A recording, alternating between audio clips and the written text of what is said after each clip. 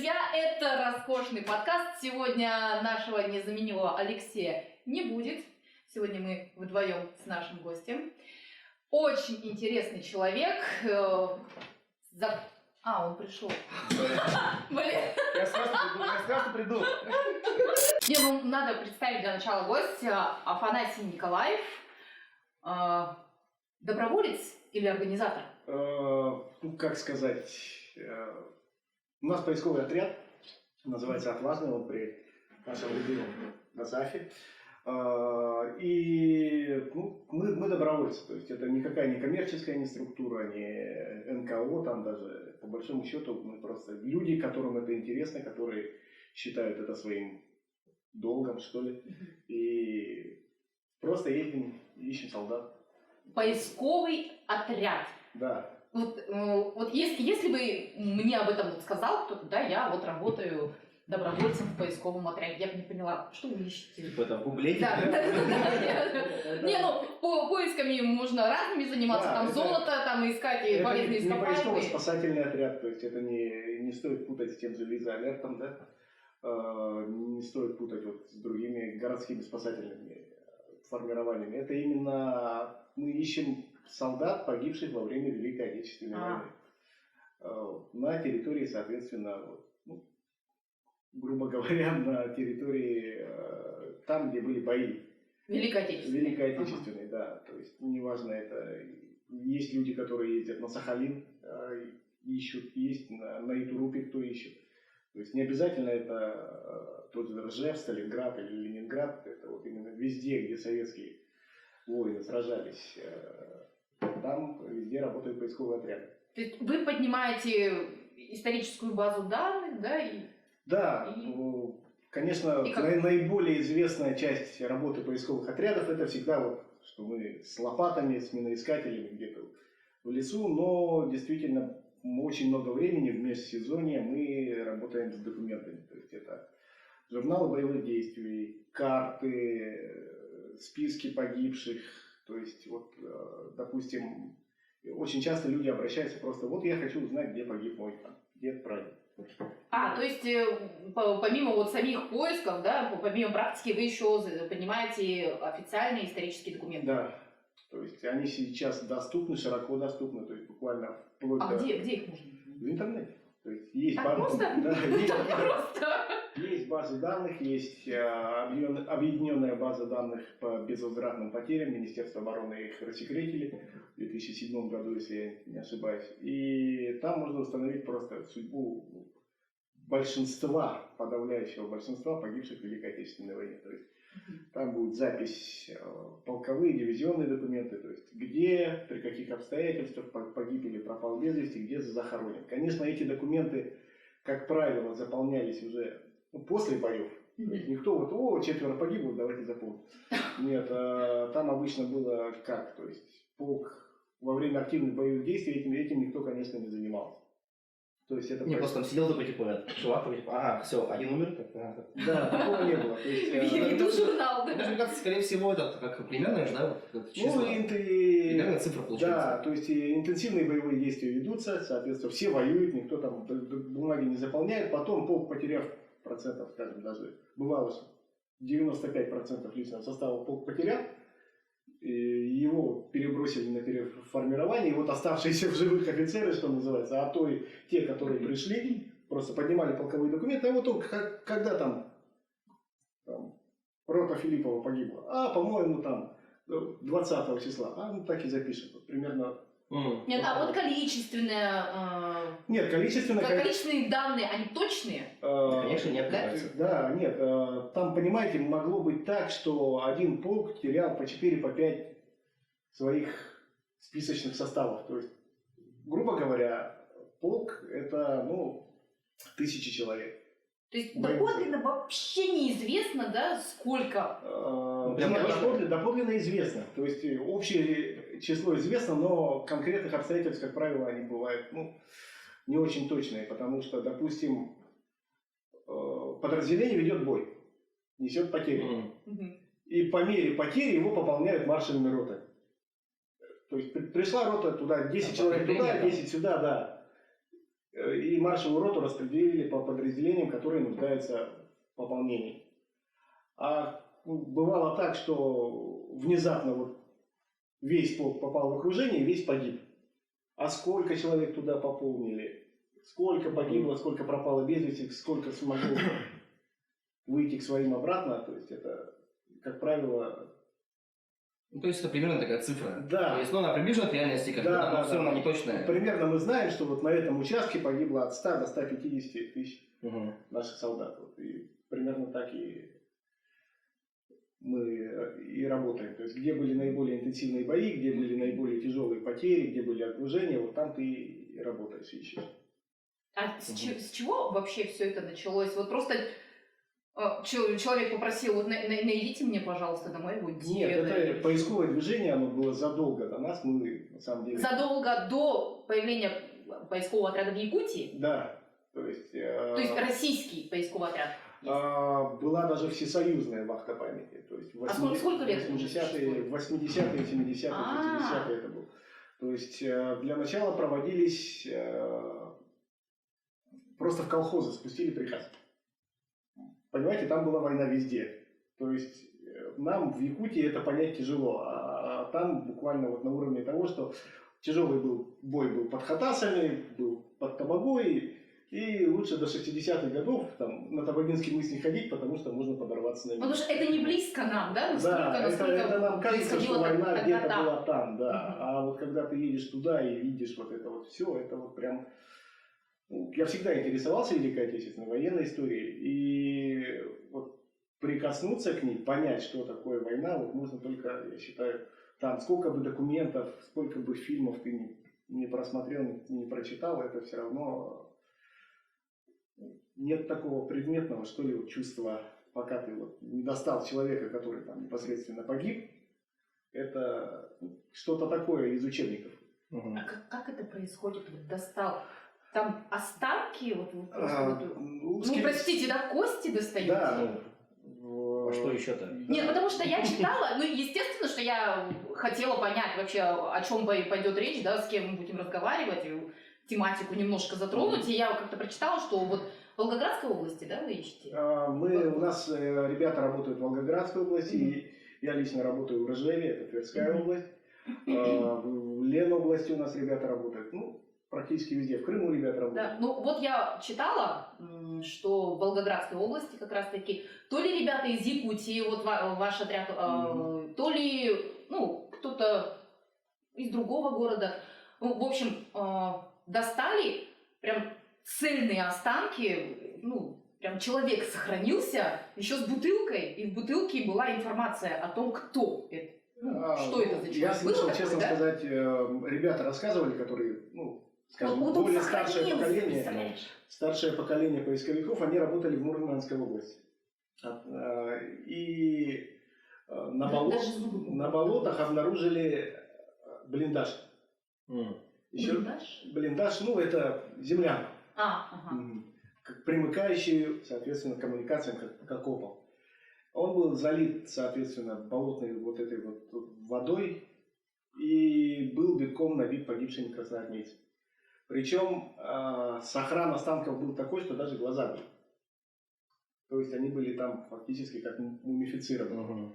И тела, вот натурально тела оттуда доставали, залазили к нему во внутренний карман, доставали оттуда красноармейскую книжку, сверяли лицо с фотографией, вот настолько.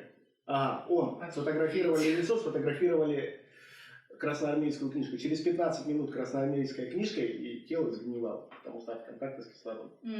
А вот первые 15 минут можно было его в лицо пофотографировать. Быстро вообще. Я прям слушаю, мне так страшно становится. Как вообще к этому можно прийти? Это же реально страшно. Вот у меня немножечко, это ассоциируется, как вот вскрывать гробы, и доставать. Нет, в том-то и дело, что в этом принципиальная разница, понимаете? Вот особенно в якутской нашей культуре, считается, что вот человек умер, останки это вообще табу.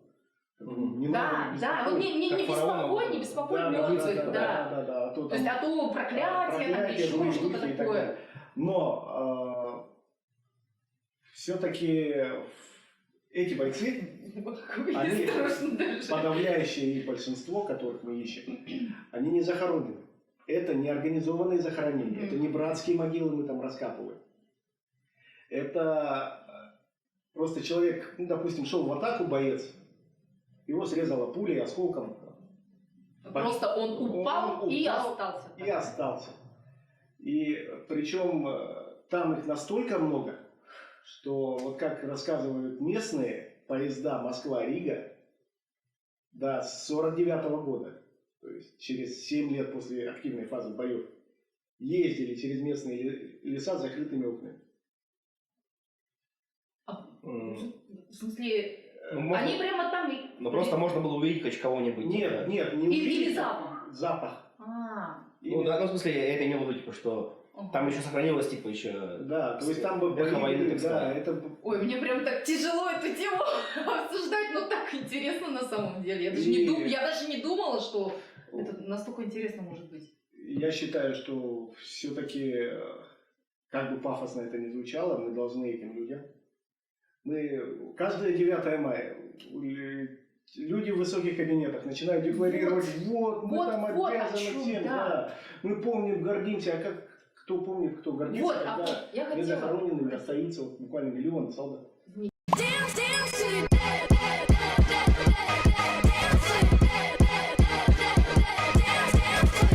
Мы дружим с отрядом из Мордовии, наши очень хорошие товарищи. Вот мы с ними первую нашу вахту на Западе провели.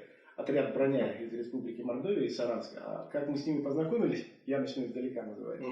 Потому что они работают плотно работают по 326-му стрелковой дивизии.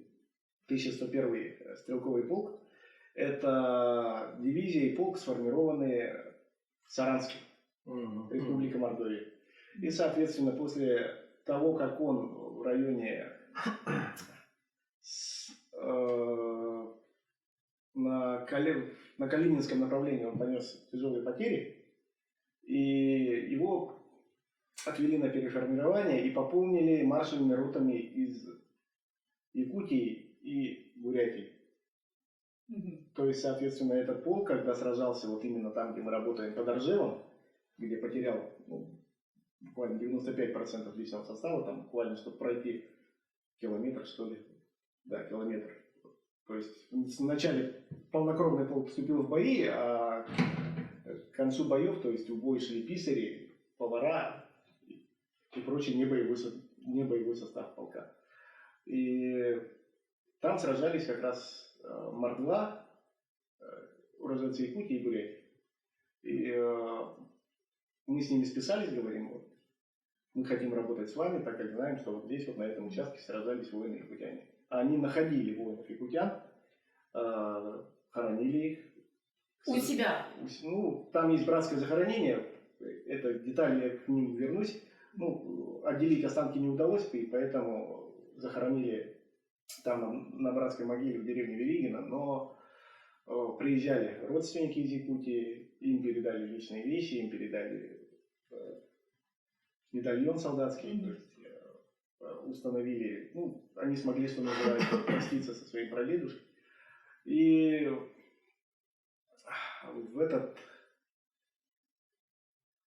с этой Мордвой мы познакомились, и... Так, я сбился с мысли.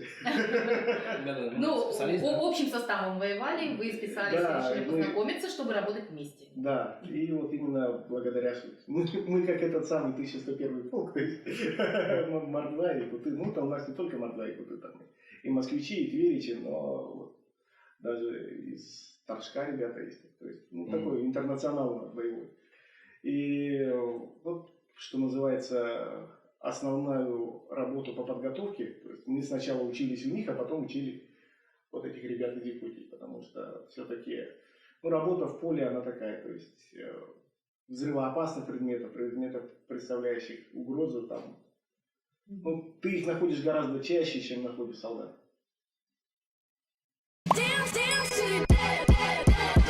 Легко ли достать деньги на раскопки? Ну, как? Вообще, как это достается у вас? Ты идешь на работу и... Вы же, получается, Это же ваши как бы... Вы же, получается, как волонтеры. Да, это не основная работа. Есть жизнь своя, есть основная работа, на которой ты зарабатываешь деньги, чтобы... Чтобы туда ездить, да. А, то есть это свои чисто Да, накопления у какие-то? меня просто есть проезд, я его использую. И еду на поиске. Да. Ну, я думал, просто там, может, какие-то гранты. В грантах Ну, участвуете? гранты иногда участвую, но не всегда они есть. И гранты, как правило, направлены вот на поисковую Хотя бы там, не знаю, расходы, ну, хотя бы там. на то, чтобы увезти туда школьников, допустим. А если ты туда увезешь школьников, ты будешь ходить за этими школьниками и будешь работать.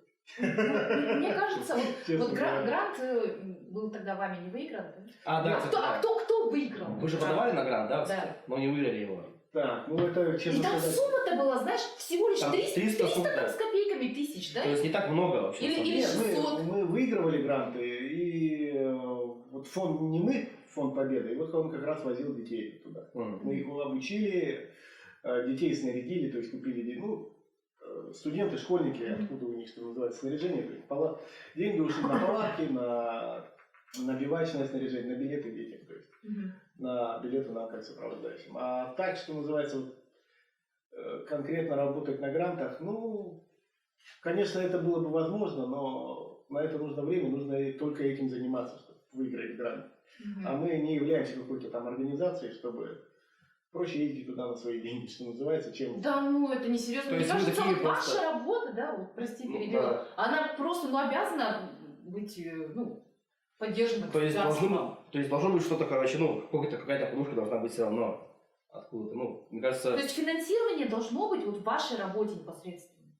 Ну, видишь, тут все ну, зависит. просто энтузиазм же скоро, он, мне кажется, пропадет рано или поздно.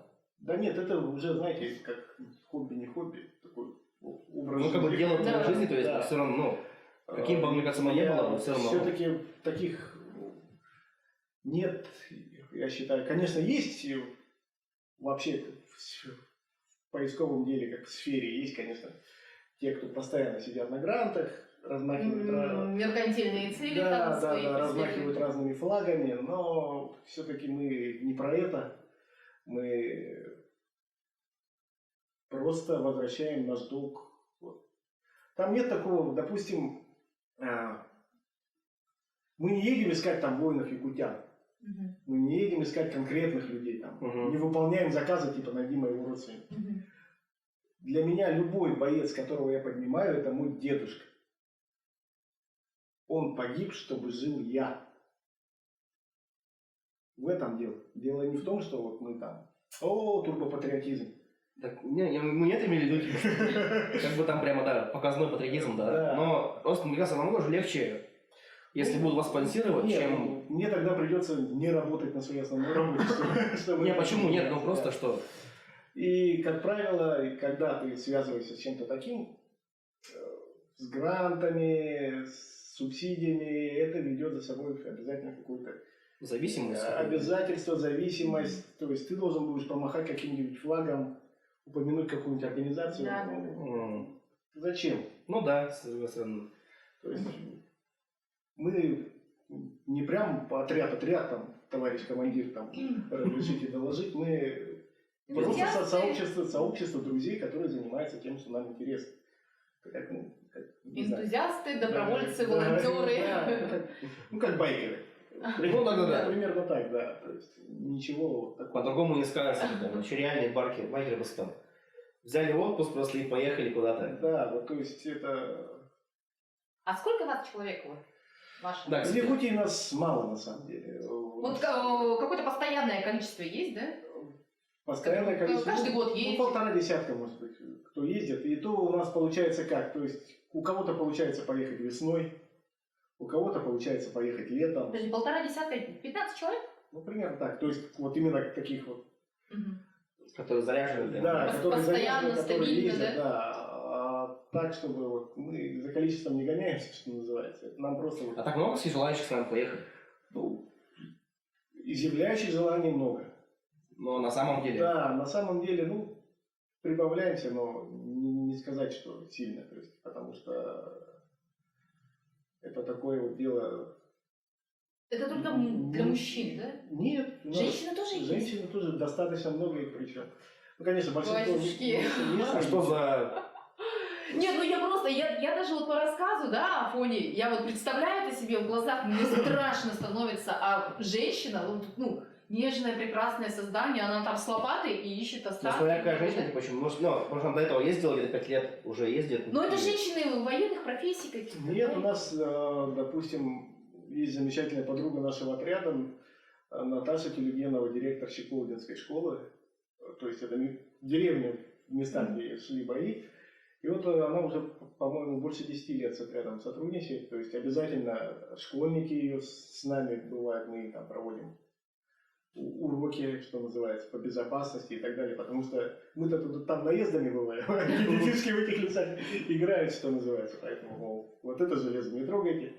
Вот так вот солдата достаем. То есть.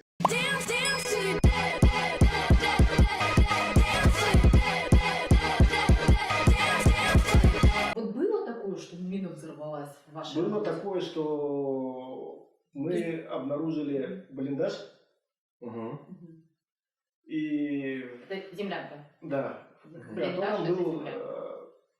этот, ну, видимо, какой-то передовой артиллерийский склад, ли, что ли, и там были бутылки с зажигательной смесью. И Молотов?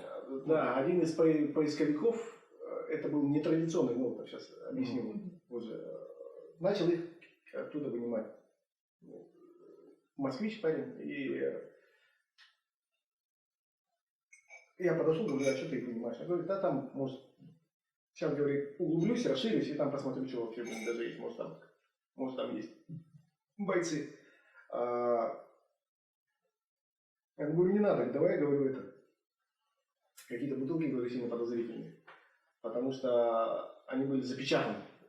То есть вот эта вот жидкость была, это были не пустые бутылки, будь это Молотов традиционный, да, как просто бутылка с бензином, в которую заткнута тряпка. Это которая, получается, граната, которая снизу чихать подирается? Нет, это был так называемый КС. Называют его Кошкина смерть, коньяк старый и так далее. То есть это Как он действует? при нарушении оболочки, бутылка, ты кидаешь ее в танк, условно говоря, бутылка разбивается, и там зажигательная смесь, то есть это раствор белого фосфора фактически, который самовоспламеняется от контакта с воздухом. Температура горения у нее 1500 градусов, Ну все. и она не тушится ничем. Как напалм, типа? Ну, более жидкий. Угу. И температура горения чуть выше. И начали мы их обратно скидывать, и одна бутылка, она же 70 лет обжатая была грунтом, микротрещины, все дела, и вот она просто от того, что ее вынули, она лопнула. Брызги в разные стороны, все кругом загорелось, я лопатой начал ее сгребать туда обратно. Никто не пострадал. Да, внизу начали они биться, еще больше оттуда фонтан пламени такой. Была у меня хорошая лопата Фискар. Сейчас она видит. Она сгорела. Она пала смертью, да, Я геройской. пробежал, воткнул ее в этот, внизу лужа была такая, в лужу втыкает, вроде потухла. И лужу выдергиваю, горит. А потом смотрю, у меня на одежде брызги вот этой дряни, только они вот снаружи так окислились, поэтому не сработали. Я в жизни так быстро не раздевался. Быстро. Даже во время секса даже не так быстро. Да, то есть, через полдня она прогорела, все, что там было, все лопаты сгорели, но начали стенки пробивать щипом, чтобы разведать, сколько их там, потому что все-таки такая штука, это опасно. Придут там какие-нибудь школьники и сгорят все ткань собачьим, поэтому начали пробивать, дырка от щипа вот 7 мм в глине. Пробили ее, хрунг, стекло. И чтобы все это перегорело, да? Нет, чтобы проверить, сколько это. И из этой дырки от щипа начинает бить дым. Потому что воздух, поступивший через вот эту вот миллиметровую... Бежим, да, все?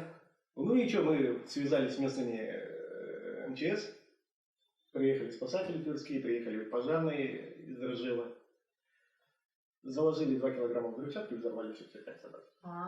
О, ё-моё. То есть при обнаружении вот таких вот опасных предметов, то есть не надо ее ковырять, вот эту мину. То есть ты понял, что это что-то опасное, ты просто взял там, что называется, кусок туалетной бумаги сверху бросил, координаты забил в телефон и пошел. А потом в конце вахты просто командир вот эти вот все координаты собирает, пересылает их местным МЧСникам. И... Ну, они разминируют, да? Да, они приезжают, просто собирают это все и взрывают. А что, там легче взорвать это все? И как... Ну, конечно, а как ты разминируешь? Ну, там только мин, там, не знаю, там, детонатор ты просто оторвал, а потом... Ну, а кто гарантирует, что в процессе отрыва она не рванет? Ну, как-то же это все равно есть какая-то, ну, какая-то Нет, теория. вот, Да. вот те же черные копатели, они...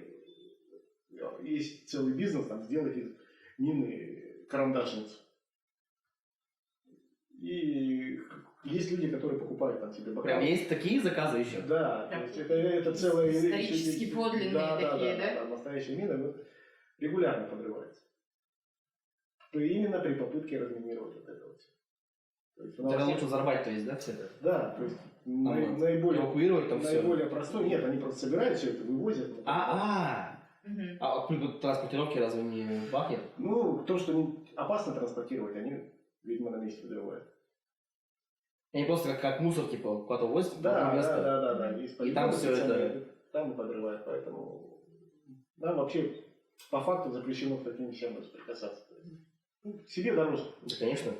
А сколько лет вот лично твоя деятельность уже длится? Вообще с чего ты начал? Кстати, изначально хотела сказать, вот, лицо этого человека вам не кажется знакомым?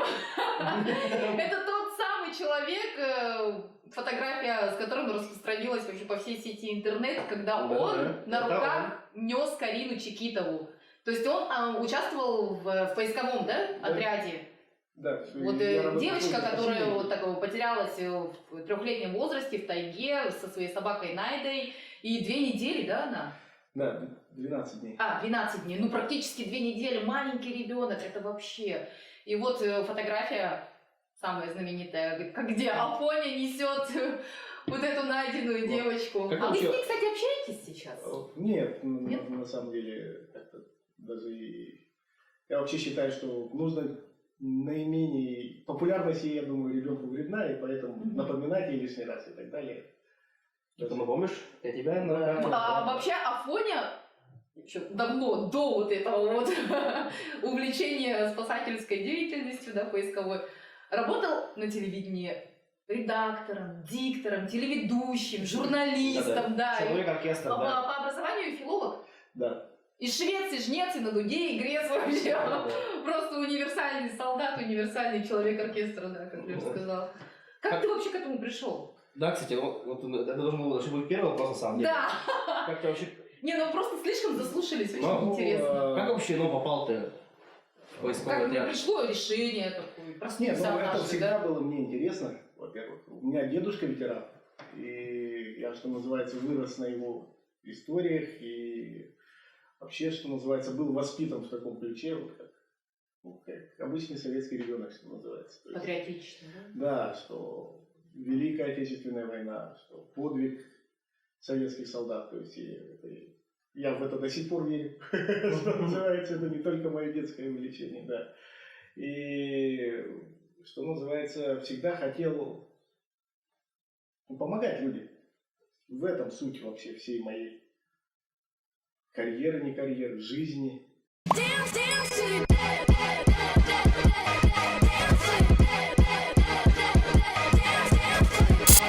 Ты же женат? Да. Да. Ты Счастлив? Нет, не знаешь, для себя, что- я просто знаю. Счастлив в браке уже давно, да? Дети есть. Да.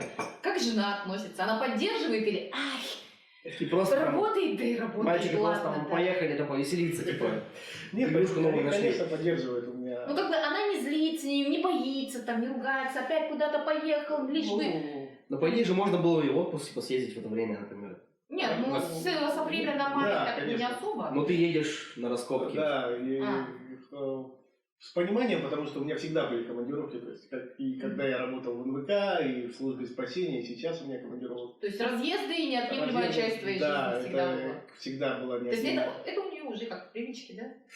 Ну, и не то, что в привычке, Не конечно. имеет значения, что там поменялось, Ну, да, в какая сфере типа? Она деятельности. такая, то есть там жена офицера, то есть. Да.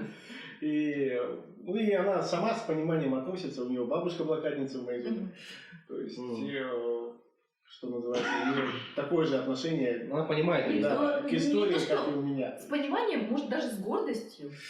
Ну, с гордостью, не с гордостью, это надо у нее спрашивать. Ну, Как вы относитесь в комментариях, да, к пожалуйста. работе своего мужа? То есть, с пониманием. То есть мы, допустим, бываем в Питере, обязательно заезжаем на Пискаревку, то есть там друзья бабушки моей жены на Пискаревке захоронены, то есть обязательно заезжаем. То есть ей все равно близка эта тема. Да, ей близка эта тема, и она к этому относится с пониманием. Да и я же не каждый год, что называется, получается. Не каждый год, А а вместе- сколько раз? А вместе ездили, кстати? Вместе нет еще. Ну, я планирую, как дети подрастут, наверное, сына начну. А у жены Я пока всё- нет желания. Ну, у жены пока, ну, там, скажем, бытовые условия и так далее весьма Ну, Неподходящий. да, такие спартанские, да, я бы сказал, да. да. То есть, и причем, казалось бы, мы в первый год приехали, ну, мы же из Якутии, что там, Мгм. апрель, там, подумаешь. И приехали достаточно легко одетые. И пожалели об этом, да, сразу же. Конкретно. Тут же поехали в ближайший охотничий магазин, там накупили одежду. То есть там погода такая более, скажем, непредсказуемая, чем здесь. Ага. Как казалось бы, плюс 10, плюс 15, но можешь с утреца такого дуба дать, что как будто здесь минус 20. А у тебя двое детей? Двое детей. Дочка и сын. Дочка и сын. А ты вот рассказываешь им о своей работе, Ну, конечно. об истории там, Да. Великой Отечественной войны. То есть просвещаешь своих детей, чтобы Нет, передать ну, эти знания, да? они исторические. у меня пока достаточно маленькие, но они знают, куда и зачем, и, Мгм. что называется, понимают, почему папа ходит на работу. И Они проявляют интерес к этому? Или еще нет? Ну, пока нет. То есть, Все-таки же мы же типа дети своих родителей, то есть, ну, да, Ну, то есть, они- может быть, хочешь воспитать последователей, да, или... Нет, ну они пока малыши, но, допустим, как-то, вот даже буквально забавный такой, показательный, я бы сказал, случай.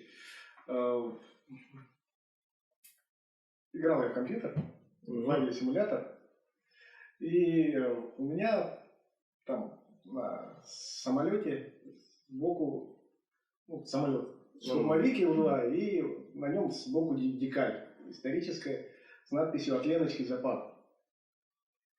И дочь моя увидела, говорит, а что это такое, говорит, что она же умела читать, в подготовительной группе она была или в первом классе, и спросила, говорит, а это что такое? И вечером папа рассказывал им сказку про штурмовую авиацию, про месть справедливую и про маленькую девочку Леночку.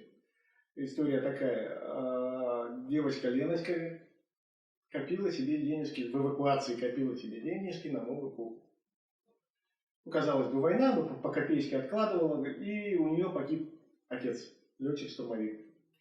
И она написала письмо Сталину, отправив свои там небольшую сумму, там буквально 15 рублей, 20 рублей. Сказала, товарищ Сталин, давайте, пожалуйста, вот на эти деньги сделайте самолет, чтобы от моего имени он сражался с нацистами. И напечатали в газете это письмо, и советские дети по копеечке свои какие-то отложенные карманные деньги отправили на счет. Создание. Да, и в итоге вот этот самолет, который передали в полк, в котором сражался Ленин папа, передали, и он воевал буквально там 2 года, что ли, учитывая, что называется, смертность штурмовой авиации, это достаточно... То есть это вообще настоящая история, да? Я сижу, как сказку слушаю, потом только до меня доходит. Я сразу понял, что это типа Да, и вот эти... Не, ну когда ты Сталина назвал, я тогда, понятно, Так, подлинная В сказках история. не было Сталина. Что это вы меня обманываете? Это не сказка была?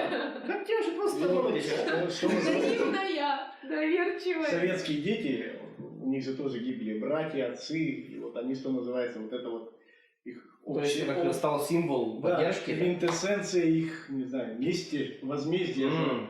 погибших родителей, братьев. Такая вот трогательная история. И вот я своим детям рассказывал вот эту сказочку перед сном. Конечно, выбрал подходящее время для этого, да. Майор Пейн. Давайте я расскажу про что Рассказать сказочку. Нет, папочка, мы спать. Очень эффективно. И так ножом так отвиснутых все течет. Ой, да. Такая вроде серьезная тема, нет, все равно В сидим их, ржем. в их, ну, в понятных им словах я стараюсь вот это как. Ну и 9 мая мы обязательно каждый год отмечаем, то есть На парады. на парады ходим обязательно, то есть это такой особенный праздник. Да, кстати, вот я думал, что ДОСААФ типа это просто вот, где сдают на права. Нет, Нет, да сам вообще. Нет, на самом деле, Оказывается, Нет, типа это на самом деле Нет, такой, вот, ага. прям всероссийский такой патриотический клуб очень, ну, Нет, вообще, ДОСААФ очень много раз слышала, я знаю, где это находится, ДОСААФ, ну, многие слышали. Как вообще это расшифровывается? добровольное общество содействия армии, авиации и флоту изначально. То есть Вот. это началось еще с советского ОСА «Авиахима», и это общество содействия организации авиации и химической промышленности, что ли, вот такое было, вот, честно сказать, к стыду своему, точно я не помню. Это государственные. Да, и они учили парашютистов, допустим, водителей, летчиков, то есть еще тогда, когда это было в ноле. То есть, и, допустим, к началу войны очень многие летчики были вот именно выпускниками ДОСААФ, то есть планеристами, летчиками, это было вот прям, скажем, резерв они формировали. И сейчас вот наш отряд, он был по большому счету создан Сергеем Георгиевичем Черных. Это Он человек военной специальности? он, царство ему небесное, погиб, к сожалению, буквально 2 года назад. И он был командиром Якутского ОМОНа. Очень долгое время. И при ОМОНе был сначала клуб для подростков отважных, а потом на его базе и поисковый отряд. То есть буквально с 80-х они искали в Якутии именно пропавших без вести летчиков авиаперегоночного полка нашего. То есть Аляска-Сибирь самолеты, которые вот летали На территории Якутии. на территории Якутии, которые пропали. Вот, Это где истреб- именно? Ну, по трассе Алсип, то есть это вот Аймикони, вот Верхояне, севера конкретные такие. И там по этому маршруту очень много самолетов пропало. То есть из-за Разбилось. Да, разбилось из-за погодных условий, из-за неполадок и так далее. То есть, потому что летали круглогодично, фронту нужны самолеты и, соответственно, гибли. И достаточно много судеб удалось установить, перезахоронить. И с этого фактически начался наш поисковый отряд. И именно благодаря ему, благодаря его авторитету мы смогли собраться в поисковый отряд, организоваться и выехать вот на нашу первую вахту на запад. До этого мы работали только здесь, только в Якутии. Он был председателем ДОСААФ. Как раз когда он был председателем ДОСААФ, уже выйдя на пенсию в ОМОНе, он организовал фактически Ну, то есть при нем это создалось. Да, поисковое движение наше. Георгиевич был вот прям, можно сказать, отцом поискового движения. То есть ДОСААФ, получается, он готовит же в службе людей. Да, то есть... То есть такие как бы курс молодого бойца как бы. Да, курс молодого курса молодого бойца, бойца. водителей готовят категории Б, С, парашютистов тоже. Вот. А парашютистов лица обычные физические, да? Вот. Да. Кто угодно может. Мгм. Вот даже я. Да. Я хотела, кстати. А есть Это прыжки с так парашютом? страшно. Ну, я еще в молодости прыгал. Сколько часов? 3 прыжков, то есть. 3 прыжка у меня. А с какой высоты?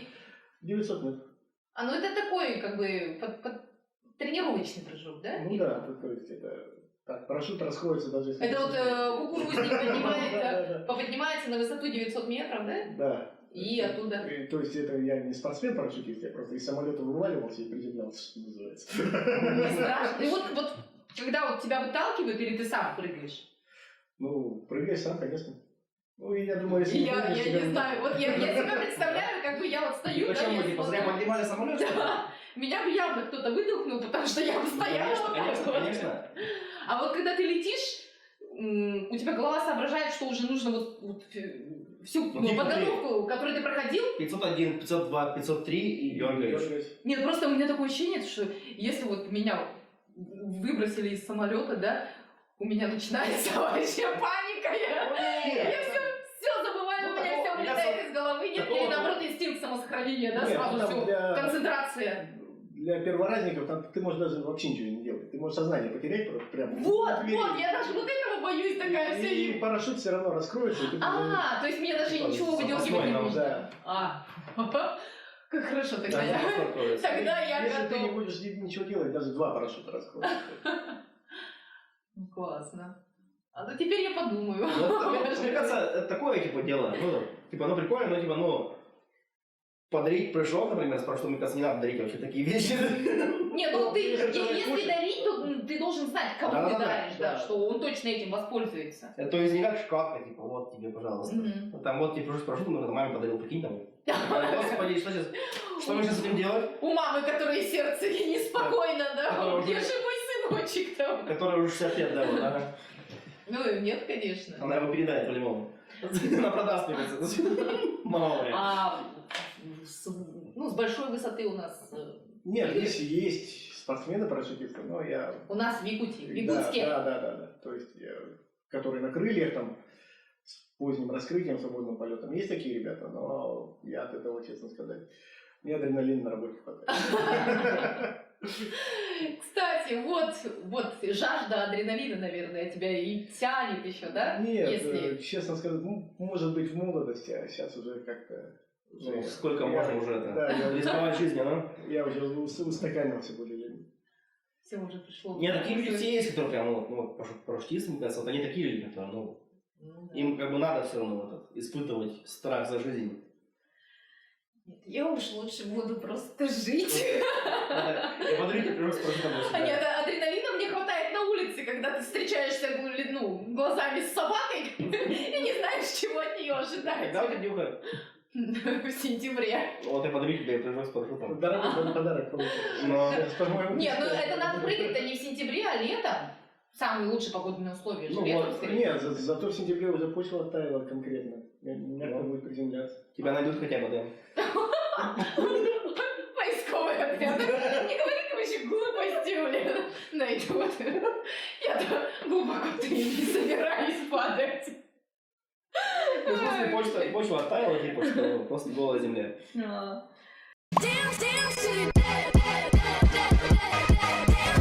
Хочу поблагодарить, во-первых, ДОСААФ России, который нас всегда поддерживает и снаряжением, и вообще просто, что называется, морально. То есть, даже когда звонят, спрашивают, что как у вас, ребята, что надо там.